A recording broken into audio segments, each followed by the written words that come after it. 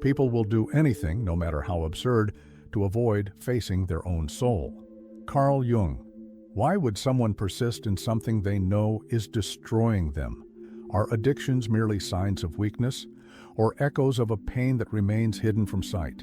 Picture a person who seems complete on the outside. They have a family, a job, a routine, yet inside, a growing and silent abyss takes shape, carefully concealed. To soothe this nameless ache, certain behaviors begin to emerge, harmless at first glance, offering a momentary escape, a brief relief, a way to make existence bearable. Over time, these behaviors become unseen chains, chains that drag, chains that suffocate. What exists in the mind of an addict is not merely craving or pleasure, it's desperation, a plea to silence the turmoil screaming within.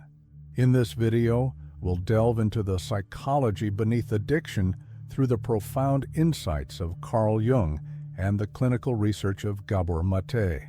We'll uncover why so many fall into these compulsive loops and how the true origin of addiction rarely lies in the substance or act itself, but in the psychological pain that came before it. Get ready to dive into emotional layers most choose to avoid. Because maybe what we call addiction is simply the most visible form of a wounded soul fighting to survive. The invisible pain behind addiction. Addiction rarely begins as self-sabotage.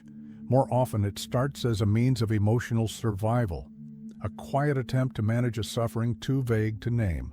For many, it begins with a drink, a tap, a fleeting distraction. But over time, that brief relief becomes a cycle that collapses onto itself and feeds on the very pain it was meant to soothe. Some people aren't seeking pleasure, they're merely trying to escape pain. That pain might come from childhood, from broken relationships, from buried trauma, or a persistent sense of not belonging. Instead of confronting this emptiness head-on, individuals turn to shortcuts. Substances, compulsive patterns, unconscious repetition. What once seemed like a simple decision becomes a necessity, an urgency, a dependency. Gabor Maté articulates this with great clarity. Fulfilling false needs, even repeatedly, can never bring real satisfaction. Gabor Maté. The mind longs for relief, but instead it finds substitutes, momentary comforts that quickly vanish, demanding more and more. Addiction isn't the actual problem. It's a symptom of something much deeper, darker, and more personal. What we deny in ourselves eventually takes control of us. Carl Jung. We deny our wounds. We deny our isolation. We deny feeling broken. But these emotions always find ways to surface. And addiction is one of their loudest expressions. Before pointing fingers at destructive behavior, we must ask, what is this person trying to silence? Because in many cases, addiction is a desperate way to keep going when simply existing has become too painful. Addiction as an escape from the shadow. If addiction is a way to run from pain, it's essential to ask, where does this pain actually originate? For Carl Jung, the answer lies not outside, but within. More precisely, in the part of ourselves we avoid, the shadow. According to Jung, the shadow contains all the pieces of ourselves we have suppressed over time. Feelings of inadequacy, rage, fear, shame, past traumas, and unaccepted desires. These aspects were pushed into the basement of our consciousness because they were considered socially or morally unacceptable. But repression doesn't erase them, it merely hides them. And in silence, they begin to take control. In this light, addiction isn't just a retreat from the external world. It's an inward escape, a subconscious effort to flee from our own shadow. A person doesn't turn to substances just to avoid reality, but to avoid themselves.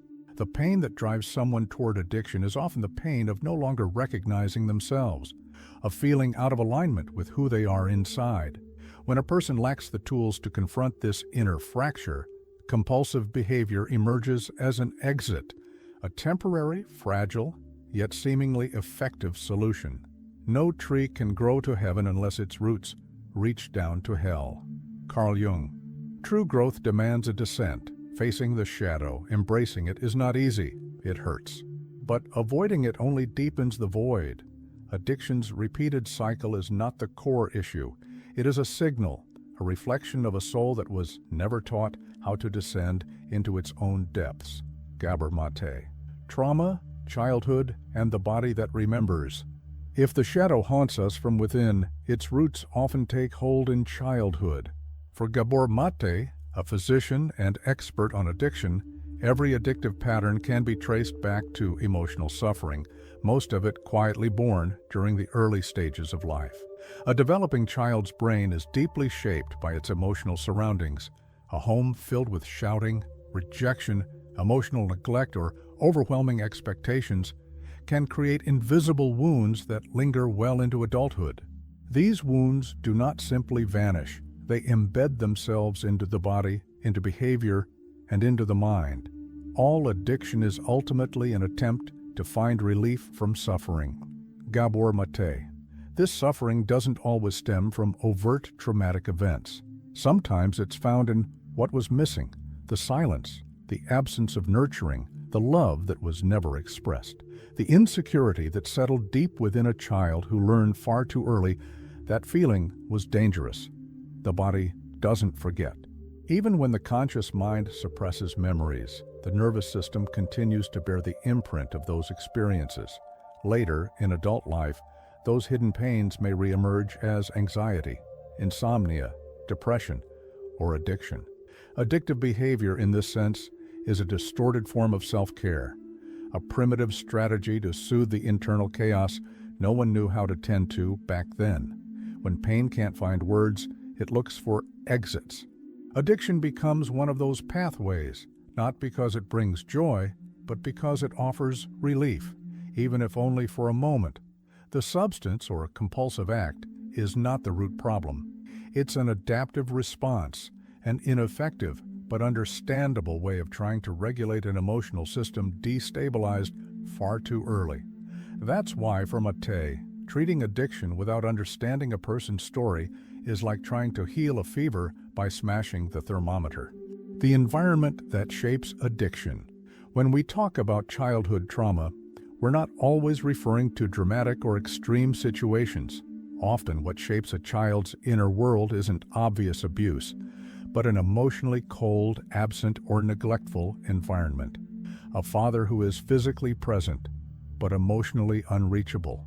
A mother overwhelmed by exhaustion or depression, unable to offer emotional safety.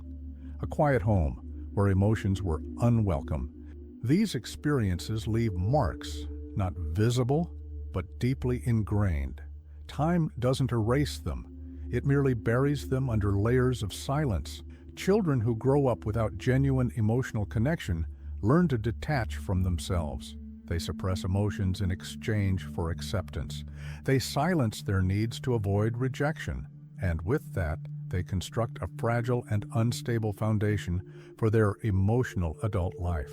The greatest tragedies of childhood become the deepest secrets of adult life. Carl Jung. These secrets, locked tightly in the unconscious, begin to manifest in other forms.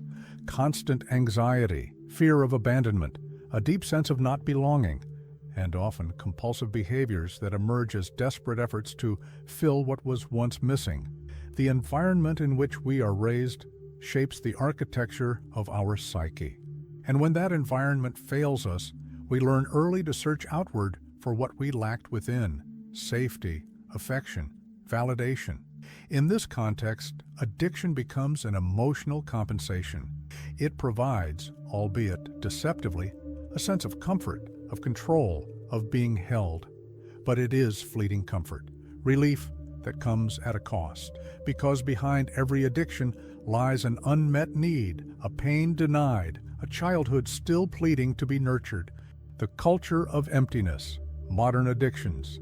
We live in a world driven by speed, disposability, and overstimulation. Social media, non-stop notifications, online shopping, pornography, endless streaming content. Stimulation is available at any moment from every direction. The modern world offers 1,000 distractions and almost no space for reflection. In this landscape, Addiction is no longer confined to substances like alcohol or drugs. It hides behind productivity, entertainment, and social needs, but at its core, it remains a method of self-escape. More and more, we see people addicted to scrolling, addicted to constant busyness, to chasing the next trend, all to avoid confronting their internal stillness. This culture worships excess and fears emptiness, but it is within the emptiness that the soul dwells. The addict is more painfully aware of the void than most people. Gabor Maté. The issue lies not just in the substance or the behavior. It resides in how our society systematically disconnects us from ourselves. We've lost our bond with nature, with community, with the body, with time. Everything is urgency, pressure, performance. And when the soul cries out, the world answers with distractions, not healing. Jung foresaw this with piercing clarity. What we do not face in our unconscious will become our fate. Carl Jung. Our generation's collective unconscious seems to be crying out for meaning, and addiction is the silent reply of many who never found a space to feel, to process, or to heal. We are living through an emotional epidemic masked as normal life. And within this reality, modern addictions thrive. Not because we are weak, but because we were taught to run away instead of turning inward. In the absence of true connection, dependency becomes a surrogate companion, and consumption, a brief comfort for a hunger that lives in the soul. The illusion of relief. What drives someone to repeat a behavior they know brings them harm? The answer may seem irrational, but for those trapped inside compulsion, there is a strange logic within their desperation. Addiction presents itself as relief. It arrives like a pause, a numbing agent, a truce with pain. And for a few moments, it seems to work. Anxiety fades, the emptiness quiets, the internal noise stops. But then the pain returns, heavier, deeper. And to silence it once again, the cycle is repeated. It's not about pleasure. It's about fleeting relief, followed by prolonged suffering. A 47-year-old man, addicted since his teenage years, once said something Gabor Maté would never forget.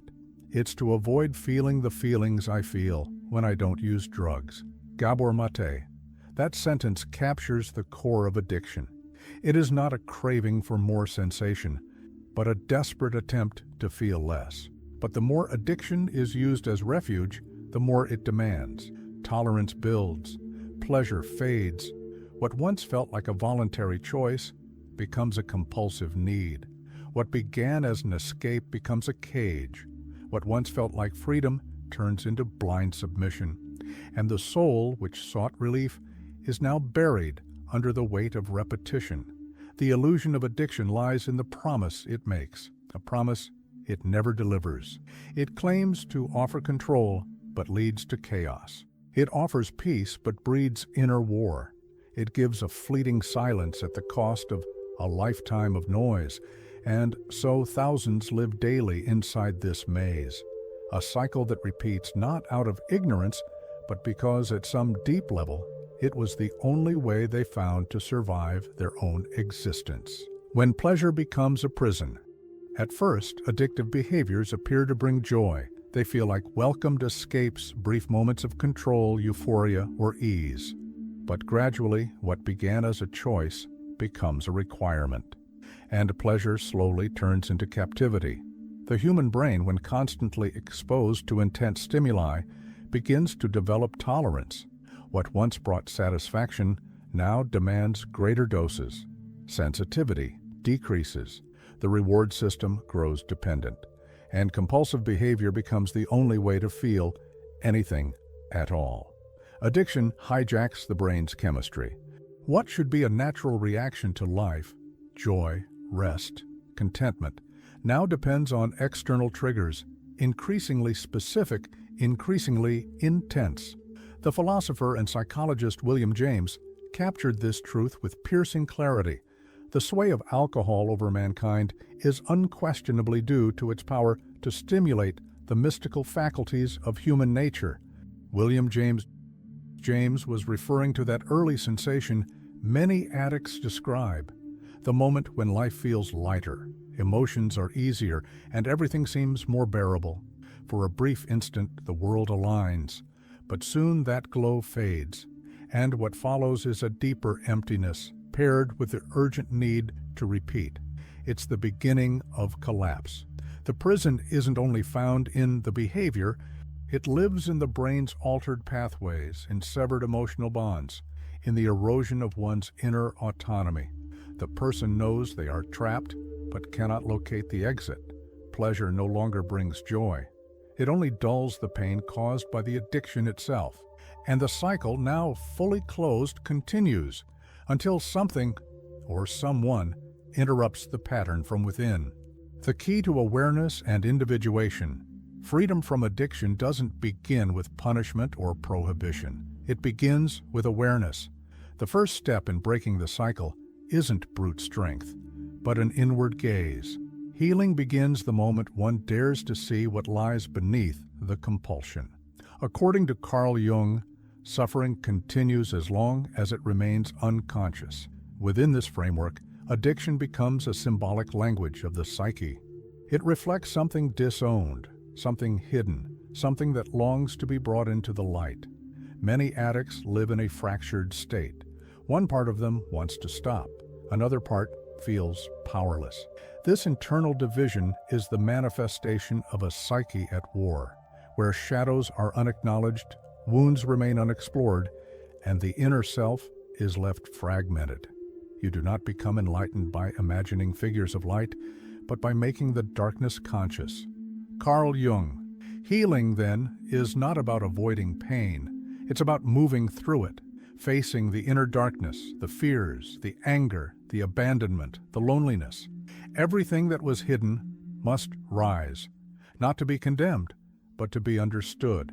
At this turning point, Jung introduces the concept of individuation, the process of integrating all aspects of the self, both conscious and unconscious, both light and shadow, into a unified whole.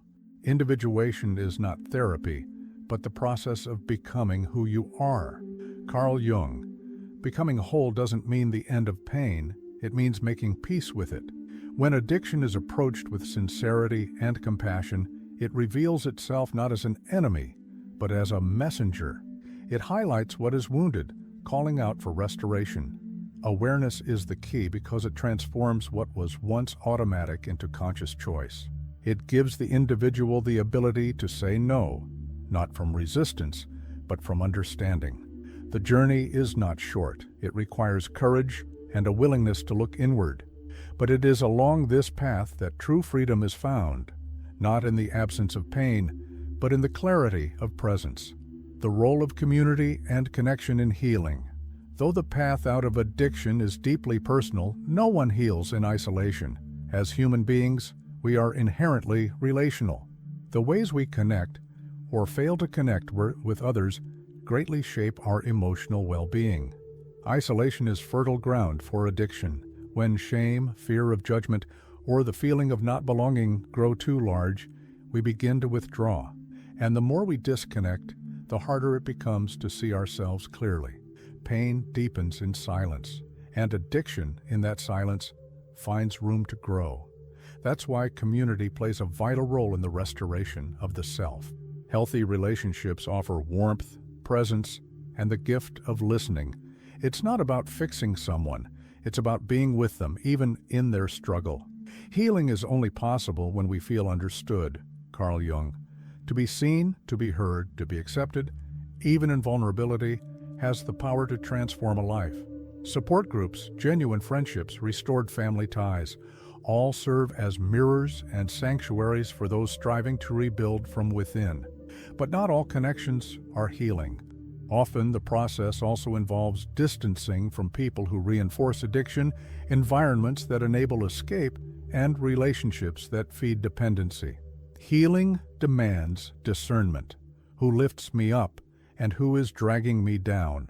Re-entering society is not just about returning to the world. It's about learning to relate differently, with more awareness, more integrity, more presence. Because ultimately, Recovery isn't just about no longer using something. It's about reimagining the way we live, the way we love, the way we connect, and the way we allow ourselves to be loved. Redemption. Addiction as a spiritual path. As destructive as addiction can be, it may also serve as a doorway, a call to awaken, a winding path that, if embraced with awareness, can guide a person back to their true self. Many who have traveled through the deepest cycles of addiction share something profound. When they hit rock bottom, they also touched something sacred. Not because suffering is inherently noble, but because in the pitch black of despair, the desire for light is born. Addiction becomes a search, a longing for an experience that rises above pain, emptiness, and the dullness of ordinary life. It is a distorted attempt to reconnect with the body, with emotion, with meaning. And when addiction is viewed through this lens, it is no longer merely a moral failure or dysfunction. It becomes a cry from the soul for spiritual reconnection. Gabor Maté acknowledges this beautifully when he writes, "Not all stories have happy endings, but none are beyond redemption." Gabor Maté redemption in this context is not sudden or miraculous. It's a brave and gradual process of rebuilding, of reclaiming lost dignity, of facing one's own pain and transforming it into wisdom, of finding value where once there was only shame. Carl Jung reminds us, suffering is the path through which consciousness arises. Carl Jung.